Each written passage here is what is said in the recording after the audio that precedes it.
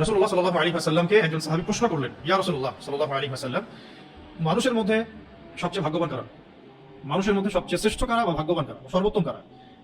তো নবী করিম সাল্লাল্লাহু আলাইহি ওয়াসাল্লাম উত্তরে বললেন যে মান তালা উমরুহু ওয়া হাসুনা আমালুহু, মান তালা উমরুহু ওয়া হাসুনা আমালুহু। মানুষের মধ্যে সবচেয়ে ভাগ্যবান হচ্ছে তারাই যাদের নেক হায়াতকে লম্বা করা হয়েছে এবং নেক আমলকে বৃদ্ধি করা হয়েছে। মানুষের মধ্যে সবচেয়ে সৌভাগ্যবান তারা যাদের জন্য নেক হায়াতকে লম্বা করা হয়েছে এবং নেক আমলকে বৃদ্ধি করা হয়েছে, মানে নেক আমল দুনিয়ার জীবনে বেশি বেশি করার তৌফিক দেওয়া হয়েছে। এই মানুষেরা সবচেয়ে বেশি সৌভাগ্যবান। ঠিক আছে? তো এই হাদিস থেকেই এই টপিকটা আসে যে কিভাবে আমরা সেই সৌভাগ্যবানদের অন্তর্ভুক্ত হবো। আসলে নেক হায়াত লম্বা হওয়ার অর্থ কি, নেক আমল বৃদ্ধি পাওয়ার অর্থ কি, কোনগুলোই বা নেক আমল আর কোনগুলো বেশি বেশি করলে আমাদের হায়াতে বরকত আসবে। যেহেতু আমাদের টপিকটা কি, কিভাবে দুনিয়ার জীবনের এই সংক্ষিপ্ত হায়াতে বরকতময় হোক। আলটিমেটলি আমরা দুনিয়াতে থাকবো হয়তো 60 বছর, 70 বছর, 80 বছর। এই জামানে আরো কম, এই জামানে 40, 45, 50 মানুষ নাই হয়ে যাচ্ছে। আগেকার জামানায় মানুষ 100 বছর বাঁচত আর কি। তো যাই হোক, এটা আল্লাহ পাকের হাতে, কিন্তু আমরা আমাদের আমল দিয়ে, কাজ দিয়ে কিভাবে আমাদের বয়সকে বরকতময় করতে পারি, এটা হলো মূল কথা। তো এখানে এই হাদিসটার ব্যাখ্যায় আসলাফগণ, আমাদের আসলাফগণ বলতে পূর্বসূরীরা, সাহাবায়ে কেরাম, তাবেঈন, তাবেঈন এবং আমাদের আকাবিরগণ, তারা তিনটা ব্যাখ্যা করেছেন। কয়টা ব্যাখ্যা? তিনটা ব্যাখ্যা করেছেন। যে এক, রাসূল সাল্লাল্লাহু আলাইহি ওয়াসাল্লামের উদ্দেশ্য, এই হাদিসের যে ফাহাম, এর উদ্দেশ্য হচ্ছে বয়সের মধ্যে বরকত হবে। বয়স ম্যাথমেটিক্যালি বৃদ্ধি পাবে এমন নাও হতে পারে, কিন্তু বয়সের মধ্যে বরকত হবে। যেমন কেউ যদি 40 বছরে কিছু কাজ করতে পারতো, সে 30 বছরে করতে সক্ষম হবে, ইত্যাদি। মানে বয়সের মধ্যে বরকত হবে, সময় দীর্ঘ হবে, তার কাজে বরকত হবে, তার দিনে রাতে হায়াতে যৌবনে সবকিছুর মধ্যে আল্লাহ পাকের পক্ষ থেকে একটা বারাকা আসবে। আর এই বারাকাটা সাইন্টিফিক্যালি ব্যাখ্যা করা সম্ভব না, এটা আধ্যাত্মিক ব্যাপার। বারাকা আমাদের আসলাফগণ তাদের 60 বছর বয়সে যে যতগুলো কাজ করেছেন দিনের জন্য, আমাদেরকে 100 বছর হায়াত দিলেও মনে হয় আমরা সেটা করতে পারবো না, সম্ভব না। তো বারাকা অন্য জিনিস, এটাকে মানে আমরা প্রোটেস্ট্যান্ট ভার্সনে বুঝতে গেলে সমস্যা। আর আমরা যে প্যাটার্নে পড়াশোনা করি, যোগ বিয়োগ গুণ ভাগ সব ম্যাথমেটিক্যাল, এইসব সেন্সে বারাকা বোঝাটা খুব ডিফিকাল্ট। বরকত আসলে কাকে বলে? হ্যাঁ, যেমন আমরা এখন বলি যে সপ্তাহ যাচ্ছে দিনের মতো, মাস যাচ্ছে সপ্তাহের মতো, আর বছর যাচ্ছে মাসের মতো। কিন্তু হাদিসে আসছিল, এটা কিন্তু হাদিসে এসেছে যে আখিরুজ জামানে এমন হবে। কিন্তু আসলে এটা কিভাবে হবে? ঘড়ির কাটার সময় কি কমে যাচ্ছে? না। বছরের ক্যালেন্ডার থেকে কি দিন হারিয়ে যাচ্ছে? এমন না। কিন্তু সময় গতি বাড়ছে, আমরা বুঝতে পারছি, উপলব্ধি করছি। আমরা যদি একটা দিন, অন্তত একটা দিন সম্পূর্ণ ডিভাইস থেকে মুক্ত থাকি, আর্লি ঘুমাই, ফজরের আগে উঠি, তাহাজ্জুদের সময় উঠি, তাহাজ্জুদ পড়ি, ফজরের নামাজ পড়ি, সকালবেলা কাজ করি এবং সারাদিন আমরা সুন্নাহ মাফিক জীবনযাপন করি, নিজেরাই বুঝতে পারবো যে আজকের এই দিনে আমি অনেক কাজ করতে পারছি। আর যদি দেখা যায় আমরা লেট নাইট ঘুমাই, উঠি একদম 12টা 1টায় বা 10টায়, সারাদিনে কাজ কমে গেল, দিন কোন দিকে চলে গেল আমরা টের পেলাম না। তো বারাকা অন্য ব্যাপার, এটাকে আমরা সাইন্টিফিক্যালি ব্যাখ্যা করতে পারবো না। আর এটা জরুরি না যে ইসলামের কোনো বিষয়কে প্রমাণ করতে বৈজ্ঞানিক ব্যাখ্যা লাগবেই, এটা জরুরি না। ঠিক আছে? এই মেজাজ থেকে বের হতে হবে যে প্রত্যেকটা বিষয়ের সাইন্টিফিক ব্যাখ্যা দেন। বারাকার সাইন্টিফিক ব্যাখ্যা দেওয়া সম্ভব না, এটা উপলব্ধি করা সম্ভব। ঠিক আছে? আচ্ছা, ওইটা অন্য আলোচনা, আমরা ইনশাআল্লাহ একদিন বারাকা টপিক নিয়ে কথা বলবো। আজকে বলছি এই হাদিসটার ফাহাম। রাসূল সাল্লাল্লাহু আলাইহি ওয়াসাল্লাম বললেন সবচেয়ে সৌভাগ্যবান ব্যক্তি তারা যাদের জন্য নেক হায়াতকে লম্বা করা হয়েছে, নেক আমলকে বৃদ্ধি করা হয়েছে। আসলাফগণ বলেছেন নেক আমলকে বৃদ্ধি করা হয়েছে, নেক হায়াতকে লম্বা করা হয়েছে, এর অর্থ হচ্ছে বয়সের মধ্যে বরকত হবে। দুই নম্বর একটা অর্থ এটাও হতে পারে যে প্রকৃতপক্ষেই বয়স বৃদ্ধি পাবে। হয়তো হায়াত ছিল, আল্লাহ ভালো জানে, আমরা তো জানি না, মনে হতো যে 40 বছর বাঁচবে, 50 বছর বাঁচবে, আল্লাহ পাক বরকত দিয়ে দিয়েছেন, বৃদ্ধি করে দিয়েছেন। আর বৃদ্ধি করার পরে সেটা কত হবে সেটাও তাকদীর, সেটাও আগে থেকেই লেখা ছিল। এটা তার দোয়ার ফল বা কাজের ফল, নেক আমলের ফল। তো এটা একটা রিকোয়েস্ট থাকবে, তাকদীর নিয়ে অতিরিক্ত চিন্তা করবে না। তাকদীর এই বিষয়টাকে নিয়ে অতিরিক্ত চিন্তা করতে যাবে না, কারণ মিসগাইডেড হওয়ার সম্ভাবনা থাকে, ভাগ্য নিয়ে বেশি চিন্তা করতে থাকে। এটা কোনো কুলকিনারা খুঁজে পাওয়া আমাদের পক্ষে সম্ভব না। যদি কোনো ব্যক্তির বয়স 50 বছর হতো, সে তার কাজ দিয়ে, আখলাক দিয়ে, আমল দিয়ে, দোয়া দিয়ে এটা আল্লাহ পাক তাকে 60 বছর করে দিয়েছেন। ওই 60 বছরটাও আগে থেকে আল্লাহ পাক লিখে রেখেছিলেন। আল্লাহ পাক জানতেন যে জীবনের এই সময় গিয়ে সে তওবা করবে, ইস্তেগফার করবে, আমার পথে ফিরে আসবে, প্রচেষ্টা চালাবে, আমি তাকে বাড়াই দেব। ওইটা আমরা আমাদের এই এই যে ব্রেইন, বস্তুবাদী চিন্তার যে জগৎ, এটা দিয়ে ব্যাখ্যা করতে পারবো না। আর 3 নম্বর হচ্ছে, এটাও একটা অর্থ হতে পারে, আসলাফগণ বলেছেন সেই ব্যক্তির ইন্তেকালের পর, সেই ব্যক্তির ইন্তেকালের পরে তার যে কর্মগুলো আছে, নেক আমল, এগুলো সারা দুনিয়ায় ব্যাপকভাবে সমাদৃত হবে এবং ছড়িয়ে পড়বে এবং যুগ যুগ ধরে মানুষ এর ফল ভোগ করতে থাকবে। যেমন আবু হানিফা রাহমাতুল্লাহ আলাইহি, তার কাজের ফল আমরা এখনো ভোগ করছি। ইমাম শাফিঈ, আহমদ বিন হাম্বল রাহমাতুল্লাহ আলাইহি, ইমাম মালিক রাহমাতুল্লাহ আলাইহি, সাহাবায়ে কেরাম, তাবেঈন, তাবেঈন, 4 ইমামগণ, ইমামদের যুগ, আকীদার ইমামগণ, হাদিসের ইমামগণ, ফিকহের ইমামগণ, সবার কাজের ফল আমরা ভোগ করছি না? এখনো শত শত না, লক্ষ লক্ষ আরবি কিতাব আছে যেগুলো বাংলায় বা অন্য কোনো ভাষা অনুবাদিত হয় না। এমন হাজার হাজার লাখ লাখ আরবি বই আছে যেগুলো অনুবাদিত হয়নি, এখন আমরা জানি না বই কি আছে। ইমাম বুখারী রাহমাতুল্লাহ আলাইহি যে হাদিসের কিতাব সংগ্রহ করেছেন, এটা ফল এখন পর্যন্ত মানুষ ভোগ করছে প্রায় 1200 বছর হয়ে গেল, 1250 বছর হয়ে গেল। তারপর তিনি দুনিয়াতে নাই, কিন্তু তার কীর্তি দুনিয়াতে নেক আমল অবশিষ্ট হয়ে গেছে এবং এর ওসিলায় মানুষ উপকৃত হচ্ছে, তিনি সাদাকায়ে জারিয়া নেকি পাচ্ছেন। এটা একটা অর্থ হতে পারে লিমান তাআলা উমরুহু ওয়া হাসুনা আমালুহু। তো এখানে আসলাফগণ 3টা ব্যাখ্যা করেছে। কয়টা? এক নম্বর কি বললাম, বয়স বাড়ার অর্থ হচ্ছে হায়াতে বরকত হওয়া, রিজিকে বরকত আসা, যেটা আমরা উপলব্ধি করতে পারবো কিন্তু সাইন্টিফিক্যালি ব্যাখ্যা করতে পারবো না। 2 নম্বর হচ্ছে প্রকৃতপক্ষেই বয়স বৃদ্ধি পাওয়া। যেমন আনাস রাদিয়াল্লাহু আনহুর বয়স ছিল 100 বছরের বেশি, বয়স মানে সত্যি সত্যি বৃদ্ধি পেয়েছে। রাসূল সাল্লাল্লাহু আলাইহি ওয়াসাল্লাম দোয়া এটা সামনে আসবে হাদিসে। আরেকটা হলো মৃত্যুর পর তার উত্তম স্মরণ, তার কীর্তিগুলোর উত্তম স্মরণ এবং বাস্তবায়ন, এগুলো। এখন এখন যে বিষয়টাতে আসতে যাচ্ছি, যে কিছু আমল আমাদেরকে বলে দেওয়া হয়েছে যে আমলগুলোর মধ্য দিয়ে মানুষ তাদের হায়াতে এবং রিজিকে বরকত নিয়ে আসতে পারে এবং এই হাদিসের উপরে বাস্তবায়ন আমল করতে পারে। এই হাদিসের উপরে লিমান তাআলা উমরুহু ওয়া হাসনা আমালুহু। প্রথমটা হচ্ছে, নোট করবেন এগুলো, আজকে দেখি 10টা করার চেষ্টা করছি, খুব দ্রুত বলে যাবো আমি, আপনারা নোট করবেন। প্রাসঙ্গিক দু একটা কথা বলতে পারি, হাদিসটা বলছি। প্রথম যে আমলটা হলো যার দ্বারা মানুষের রিজিক এবং হায়াত বৃদ্ধিপ্রাপ্ত হয়, সেটা হলো উত্তম চরিত্র। উত্তম চরিত্র, এর মধ্যে অনেক কিছু পড়ে যায়, এটা অনেক বড় একটা কথা। এই উত্তম চরিত্র ব্যাখ্যা করতে গেলে একটা পুরো দার্স প্রয়োজন। তো এটার ব্যাপারে সাহাবায়ে কেরাম, আমাদের আসলাফগণ, তারা যেটা বলেছেন যে কোরআনুল কারীমে আল্লাহ রাব্বুল আলামিন যা যা করতে বলেছেন সেগুলোকে করা, এবং আল কোরআনের মধ্যে আল্লাহ পাক যা যা নিষেধ করেছেন এগুলোকে ছেড়ে দেওয়া। একইভাবে হাদিসের মধ্যে আল্লাহ রাব্বুল আলামিন হাদিসের মধ্যে রাসূলুল্লাহ সাল্লাল্লাহু আলাইহি ওয়াসাল্লাম আমাদেরকে যা যা করতে বলেছেন এগুলো করা, আর যেগুলো ছাড়তে বলেছেন ছেড়ে দেওয়া। মানে কোরআন এবং সুন্নাহর সামগ্রিক জীবনে পরিপূর্ণ অনুসরণকে উত্তম চরিত্র বলা হয়, এটা মূল কথা। তারপরে আসে অন্যান্য বিষয়গুলো, শুদ্ধতা, নম্রতা, বিনয়, আত্মসম্মানবোধ, এই বিষয়গুলো একটা একটা করে পয়েন্ট আসে। উত্তম চরিত্রের উপরে অনেক কিতাব আছে, ওগুলো ইনশাআল্লাহ আপনারা পড়তে পারবেন। আমি এই পয়েন্ট আজকে বলে দিলাম যে উত্তম চরিত্রের মধ্য দিয়ে নেক আমলে এবং হায়াতের মধ্যে বরকত নিয়ে আসা সম্ভব। এবং একটা হাদিসে এটাও বলা হয়েছে যে কিয়ামতের মাঠে মিজানের পাল্লায়, কিয়ামতের মাঠে যে মিজান উপস্থাপন করা হবে বা স্থাপন করা হবে, সেই মিজানের পাল্লায় উত্তম চরিত্রের চাইতে বেশি কোনো কিছুই ভারী হবে না। না নামাজ, মানে তাহাজ্জুদ, আমাদের অন্যান্য সাদাকা, নেক আমল, প্রচেষ্টা, এগুলোর চাইতেও উত্তম চরিত্রের ওজন বেশি হবে। আল্লাহ পাক আমাদের সবার চরিত্রকে সুন্দর করে দেন। এই জন্য একটা দোয়া আছে, আল্লাহুম্মা কামা আহসানতা খালকি ফাআহসিন খুলুকি, যেটা আমরা কি পড়ি? আয়না দেখার সময় পড়ি। আয়না দেখার সময় পড়ি। আয়না দেখার সময় যদি নিজের কাছে ভালো লাগে তাহলে অবশ্যই মাশাআল্লাহ বলতে ভুলবেন না। মাশাআল্লাহ লা কুওয়াতা ইল্লা বিল্লাহ, অথবা মাশাআল্লাহ, এতটুকু অন্তত। বাচ্চাকে দেখে ভালো লাগলো, নিজের বাচ্চা হোক, অন্য বাচ্চা হোক, কোনো কাপড় দেখে, কোনো গাড়ি দেখে, বা আপনার নিজের জমি দেখে, ফসল দেখে, নিজের সম্পদ দেখে ভালো লাগলেও বলতে হবে মাশাআল্লাহ লা কুওয়াতা ইল্লা বিল্লাহ। আর যদি এখানে ফখর আসে, অহংকার আসে, তাহলে ধ্বংস হয়ে যেতে পারে। মাশাআল্লাহ বলে ইনশাআল্লাহ এটা নষ্ট হবে না, চোখ লাগবে না। মানুষের নিজের চোখ নিজের গায়ে লাগতে পারে, নিজের চোখও নিজের গায়ে লাগতে পারে। এই জন্য আয়না দেখলেও মাশাআল্লাহ বলা উচিত যদি ভালো লাগে। আর এটা বলা উচিত আল্লাহুম্মা কামা আহসানতা খালকি ফাআহসিন খুলুকি, আল্লাহুম্মা কামা আহসানতা খালকি ফাআহসিন খুলুকি, আল্লাহ আপনি আমার সৃষ্টিকে যেমন সুন্দর করেছেন আমার চরিত্রকেও এমন সুন্দর করে দিন। ঠিক আছে? অথবা এভাবে বলা যায় আল্লাহুম্মা কামা হাসানতা খালকি ফাহাসসিন খুলুকি, এইভাবেও দোয়াটা পড়া যায়। আর সকাল সন্ধ্যা এই দোয়াটাও পড়া যায়, আল্লাহুম্মা ইন্নী আউযু বিকা মিন মুনকারাতিল আখলাকি ওয়াল আমাল ওয়াল আহওয়াই ওয়াল আদওয়া, এই দোয়াটাও পড়া যায়, সকালেও পড়া যায়, সন্ধ্যায় পড়া যায়, এছাড়া যে কোনো সময় পড়া যায়, যে কোনো সময়। আল্লাহুম্মা ইন্নী আউযু বিকা মিন মুনকারাতিল আখলাকি ওয়াল আমালি ওয়াল আহওয়াই ওয়াল আদওয়া, হে আল্লাহ আমি তোমার কাছে আশ্রয় প্রার্থনা করছি মন্দ চরিত্র থেকে। মন্দ চরিত্র থেকে আশ্রয় প্রার্থনা করলে তো চরিত্র ভালোই হয়ে গেল। আল্লাহুম্মা ইন্নী আউযু বিকা মিন মুনকারাতিল আখলাক, এক নাম্বার, ওয়াল আমাল, এবং অপছন্দনীয় কাজ থেকে, ওয়াল আহওয়া, প্রবৃত্তির দাসত্ব থেকে, ওয়াল আদওয়া, এবং জটিল জটিল কঠিন যে রোগ ব্যাধিগুলো আছে এগুলো। চারটা গুরুত্বপূর্ণ বিষয় থেকে সকালে এবং সন্ধ্যায় আশ্রয় চাওয়া যায়, চাওয়া উচিত আসলে। তো এটা একটা আমল। আমরা বলছি আজকে শুধু পয়েন্টগুলো বলবো, ইনশাআল্লাহ পরবর্তীতে পয়েন্টগুলোর উপরে আলাদা আলাদা করে কথা বলা যাবে ইনশাআল্লাহ। যেমন একটা পয়েন্ট গেল বারাকা, এটা নিয়ে একটা কথা বলা যায়, দ্যাটস। একটা পয়েন্ট আসলো কি? উত্তম চরিত্র, এটা নিয়ে ইনশাআল্লাহ পরবর্তীতে কথা বলা যাবে। আপাতত আমরা জানলাম মিজানের পাল্লায় সবচেয়ে ভারী হবে কি, এবং নিজের হায়াত এবং রিজিকের মধ্যে বরকত নিয়ে আসার প্রথম মাধ্যম কি? চরিত্র ভালো করা। আল্লাহ পাক সকলের, আমাদের সকলের চরিত্রকে সুন্দর করে দেন। আচ্ছা, 2 নম্বর হচ্ছে আত্মীয়তার সম্পর্ক বজায় রাখা। আত্মীয়তার সম্পর্ক শক্ত করে বজায় রাখা, এটা আখির জামানের সবচেয়ে কি বলবো, অবহেলিত আমল। আখির জামানের অন্যতম একটা অবহেলিত আমল হচ্ছে আত্মীয়তার সম্পর্ক নষ্ট করা। অথচ আবু জাহেলের যুগেও মানুষ আত্মীয়তার সম্পর্কের ব্যাপারে খুবই কঠোর ছিল। আবু জাহেলের যুগ বলতে কোনটা? বর্তমান প্রেজেন্ট ওয়ার্ল্ডের আবু জাহেলকে বোঝাই নাই আমি আসল আবু জাহেলকে বলছি, প্রেজেন্ট আবু জাহেল না, আসলেই আবু জাহেল। সেটাকে আবুল হাকাম ইবনে হিশাম, তার নাম কি? আবুল হাকাম ইবনে হিশাম, তাকে বলা হয় আবু জাহেল। এই উম্মতের ফিরআউন বলা হয় আবু জাহেলকে, এই উম্মতের ফিরআউন বলা হয় আবু জাহেলকে। তবে আবু জাহেল ট্রান্সজেন্ডার ছিল না, আবু জাহেল সমকামী ছিল না। ঠিক আছে? আবু জাহেল গণতন্ত্র নামে কোনো তন্ত্র নিয়ে আসেনি। আবু জাহেলও মানে ধর্মনিরপেক্ষ ছিল না, কাফের ছিল।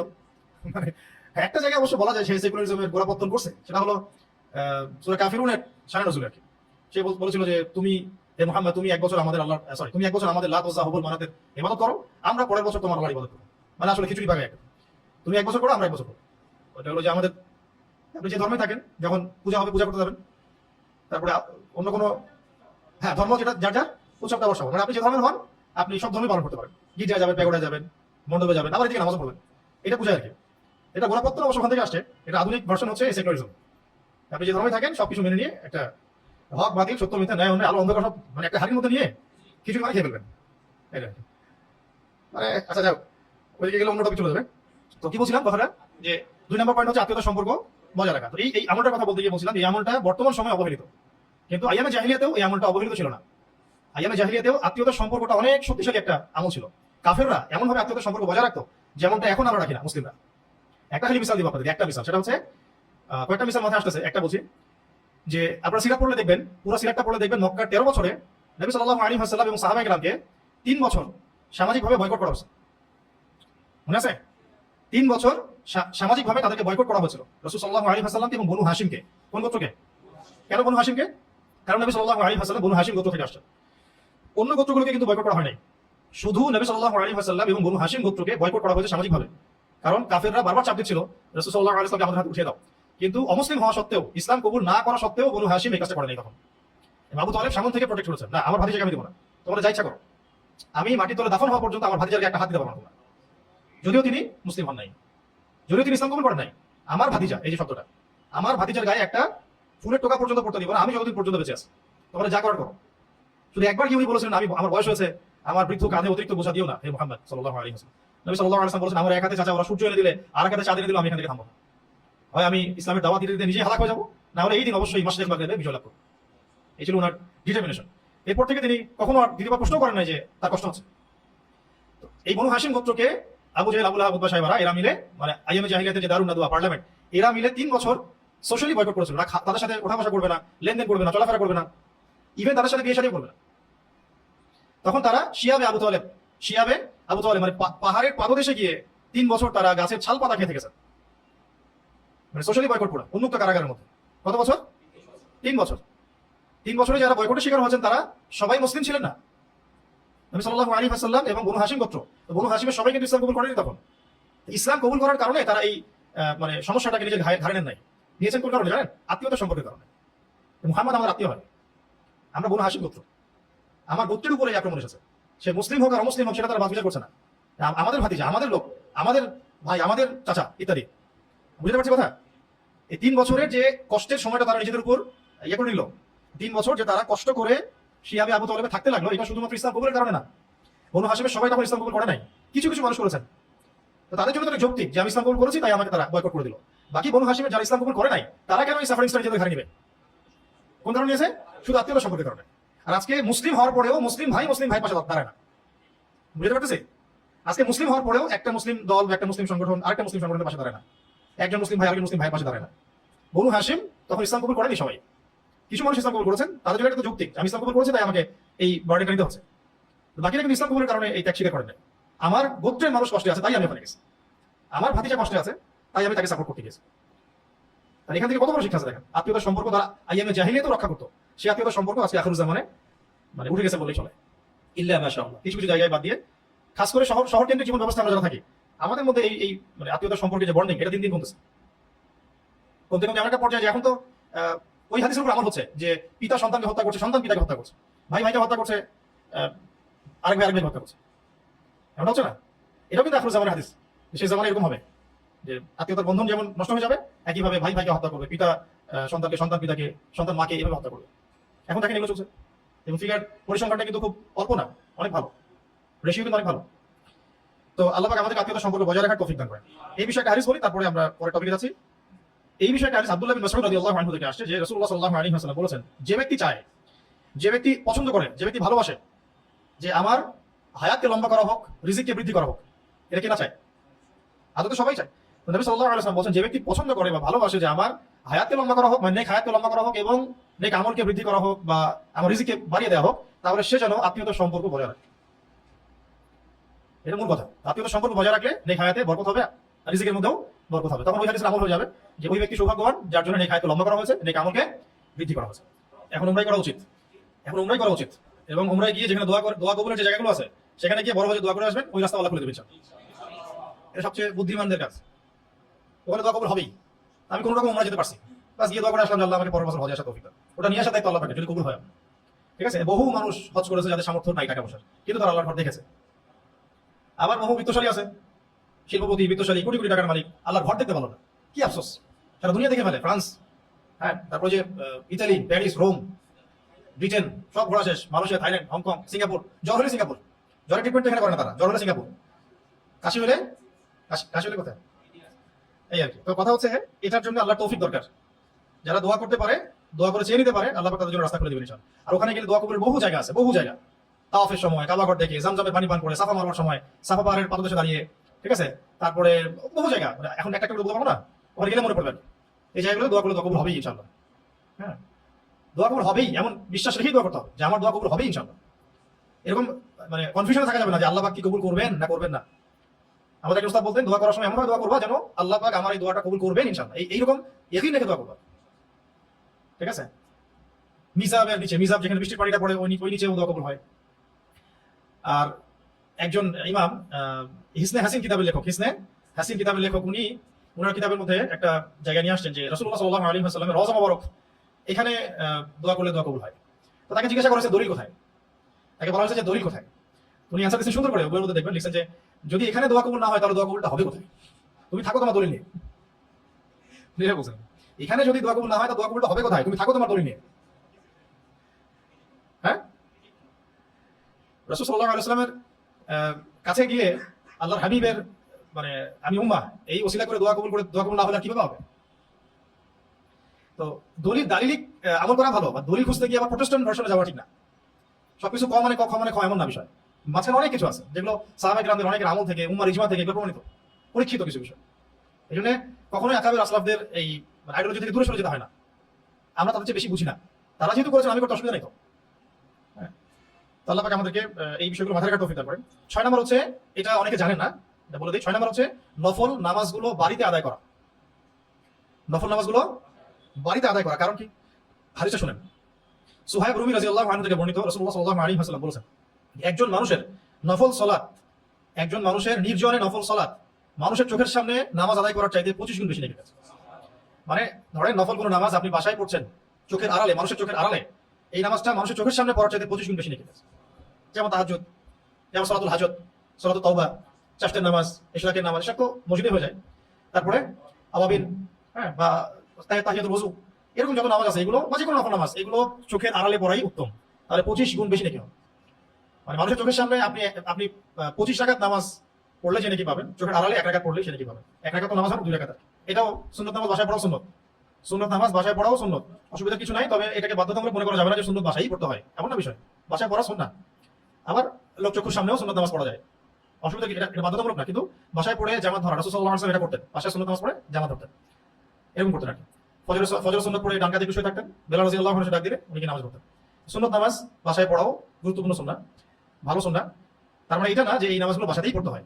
আমাদেরকে আবার শরীয়ত বুঝতে হবে ভালোভাবে, এক অংশ বুঝবে, উল্টা পাল্টা বোঝা যাবে না। এটা আমাদের বাঙালি জাতির সমস্যা, কিন্তু একটা কথা বললে ওইটাকে অন্যভাবে বুঝে আর কি, যেটা বোঝে সেটা বুঝতেছে না, পরিপূর্ণটা বুঝতেছে না, আংশিক বুঝতেছে। সুন্নাত নামাজ চোখের আড়ালে পড়া নেকির কাজ, সুন্নাত। আর সুন্নাত নামাজগুলো কিন্তু নফলের অন্তর্ভুক্তই, এগুলো নফলের অন্তর্ভুক্তই, ঠিক আছে। তো এগুলো চোখের আড়ালে পড়া বেশি নেকির কাজ, তার মানে এই না এটা লোকের চোখের আড়ালে পড়া বাধ্যতামূলক। বুঝতে পারছি? বুঝতে পারি না মনে হয়। সুন্নাত নামাজ, নফল নামাজ চোখের আড়ালে পড়া উত্তম, সুন্নাত নামাজ বাসায় পড়া উত্তম। উত্তম মানে সুন্নাত নামাজ বাসায় পড়া যায়, সুন্নাত। তার মানে এই না যে এটাকে বাসাতেই পড়তে হয়, তো বুঝতে হবে, বোঝার মতো। শেষ কথা হচ্ছে সুন্নাত নামাজ, নফল নামাজ বাসাতে পড়া উত্তম, বেশি নাকি হবে, চোখের সামনে পড়া অবশ্যই এটাও জায়েজ। জায়েজ মানে এটা খুবই গ্রহণযোগ্য। তো হাদিসটা কি ছিল সেটা বলে শেষ করতেছি। হাদিসটা ছিল যে কোনো ব্যক্তি নফল নামাজ লোকচক্ষুর সামনে পড়ার চাইতে লোকচক্ষুর আড়ালে পড়লে 25 গুণ বেশি নাকি হবে, ঠিক আছে। তো এখন দেখেন আমরা সারা বছর কত নফল নামাজ পড়ি, এগুলো যদি কিছু কিছু নামাজ চোখের আড়ালে পড়লাম তাহলে আমার বেশি নাকি হবে। এটা কিন্তু অনেকেই জানে না, এটা এই আমলটা। কয়টা আছে? 6টা। 7 নম্বরটা, এটা আগে একদিন বলেছিলাম, রিপিট করতেছি। 7 নম্বরটা জুমার দিন কেন্দ্রিক, এটা অনেক খুতবাতেই আমি বলেছি এই আমলটা।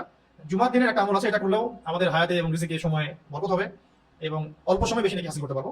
সেটা হলো যে রাসূল সাল্লাল্লাহু আলাইহি ওয়াসাল্লাম বলেছেন, জুমার দিন কেউ যদি উত্তম রূপে গোসল করে, সুন্দর কাপড় পরিধান করে, সামর্থ্যের সেরাটা, আতর খুশবু ব্যবহার করে, মানে পরিপাটি হয়ে বাহনে না চড়ে পায়ে হেঁটে জুমার খুতবায় যায়, জুমার নামাজে যায়, কাছাকাছি মসজিদ, পায়ে হেঁটে যাওয়ার সামর্থ্য আছে, যাচ্ছে, অনেক দূরে না যে গাড়িতে যেতে হচ্ছে, অনেক দূরে হলে সেটা আলাদা বিষয়।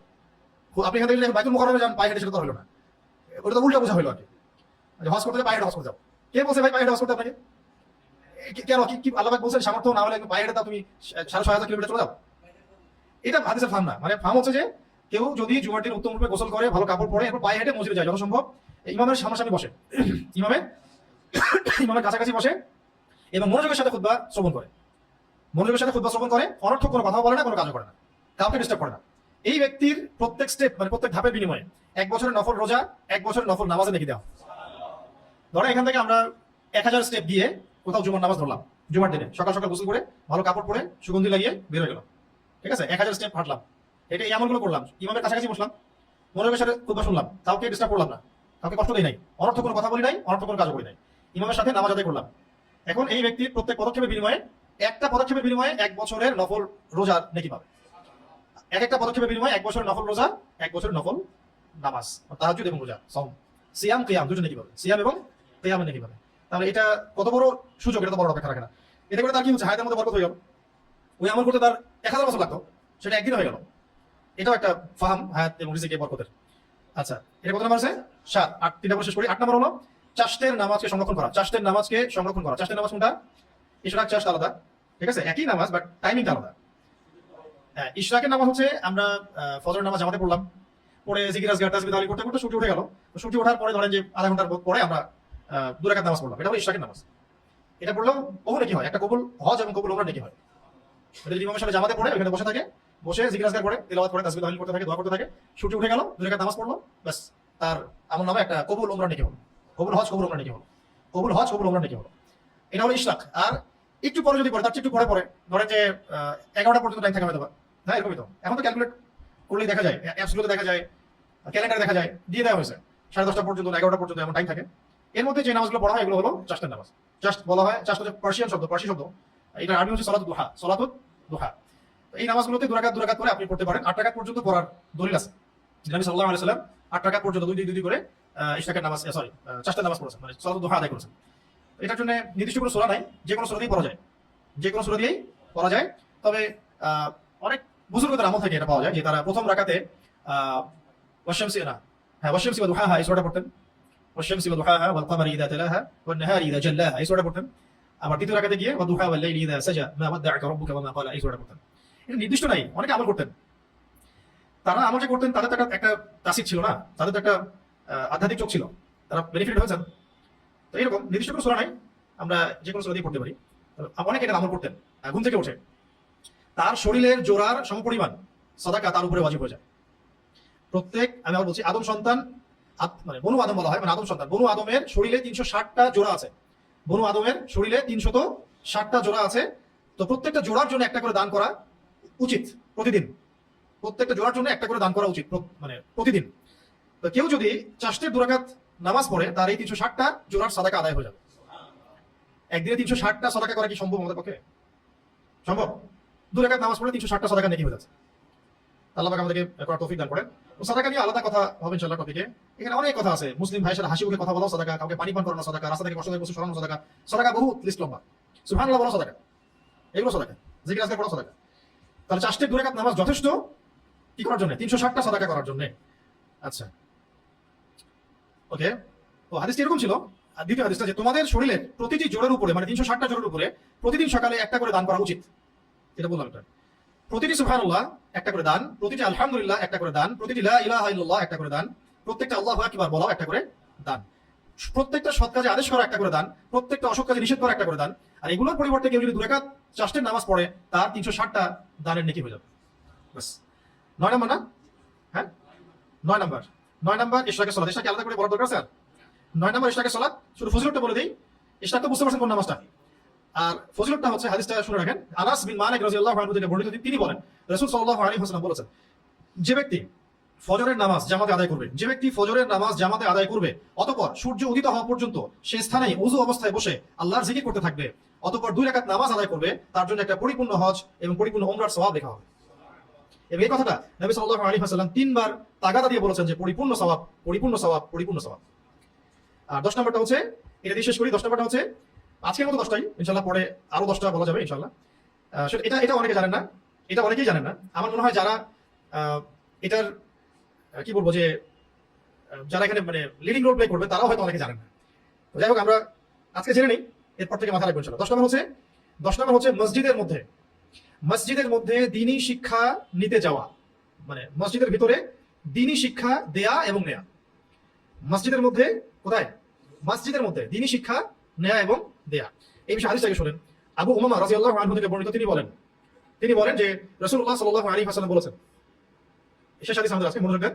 আবু উমামা রাদিয়াল্লাহু আনহু থেকে বর্ণিত, তিনি বলেন রাসূল সাল্লাল্লাহু আলাইহি ওয়াসাল্লাম ইরশাদ করেছেন, যে ব্যক্তি শুধুমাত্র জ্ঞান অর্জনের জন্য যে ব্যক্তি শুধুমাত্র জ্ঞান শেখার জন্য বা শেখানোর জন্য, আবার বুঝেন, যে ব্যক্তি শুধুমাত্র জ্ঞান শেখার জন্য বা শেখানোর উদ্দেশ্যে মসজিদে যায়, তাকে একটা পরিপূর্ণ হজের নেকি দেওয়া হয়।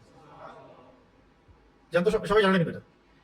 যে ব্যক্তি শুধুমাত্র দিনের জ্ঞান শেখার জন্য বা কাউকে শিক্ষা দিবে এই জন্য মসজিদে যায়, তার আমল নামে একটা করে হজের নেকি দেওয়া হয়।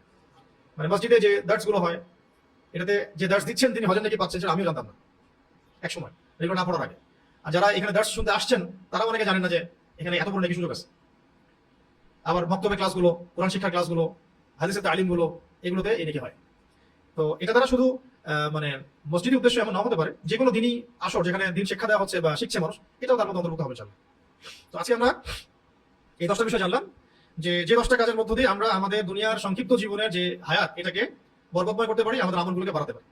আমাদের টপিক ছিল কি, যে কোন কোন কাজগুলোর মধ্য দিয়ে আমরা আমাদের দুনিয়ার জীবনকে কি করবো, বরকতময় করবো। এবং ওই হাদিসের অন্তর্ভুক্ত হবো যে নবী সাল্লাল্লাহু আলাইহি ওয়াসাল্লাম বলেছিলেন যে সবচেয়ে সৌভাগ্যবান ব্যক্তি তারা যাদের জন্য লিমান তাওয়ালা উমরুহু ওয়া হাসুনা আমালুহু, যাদের জন্য নেক আমলকে যাদের জন্য নেক হায়াতকে দীর্ঘ করা হয়েছে এবং নেক আমলকে বৃদ্ধি করা হয়েছে। আল্লাহ পাক আমাদের সবাইকে তাদের অন্তর্ভুক্ত হওয়ার তৌফিক দান করেন, আমিন। সবাই দোয়া পড়ি আমরা, সুবহানাকাল্লাহুম্মা ওয়া বিহামদিক আশহাদু আল্লা ইলাহা ইল্লা আনতা নাস্তাগফিরুকা ওয়া নাতুবু ইলাইক।